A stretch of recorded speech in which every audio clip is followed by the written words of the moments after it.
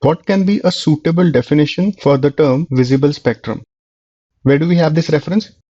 The first paragraph refers to this term, the physical spectrum, and it says that the human eye is capable of seeing only light with wavelengths between 380 and 750. And then the passage says that this spectrum is a visible spectrum. So it can be inferred that the visible spectrum relates to the wavelengths between 380 and 750.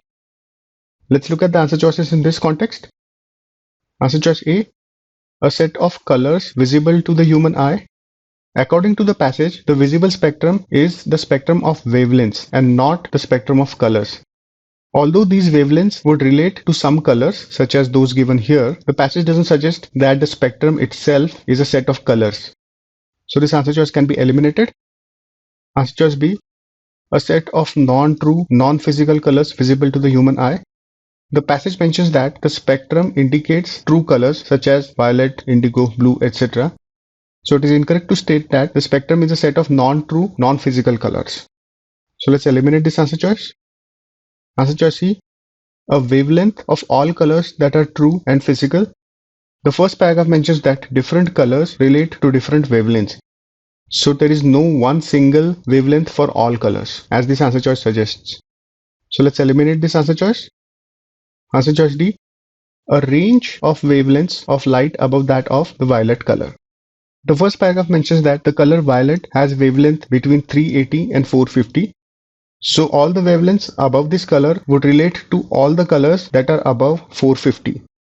Now this range would also include colors above 750, but the visible spectrum lasts only till 750. So this answer choice is incorrect. Another way to look at this answer choice is that the passage indicates that violet is a true color.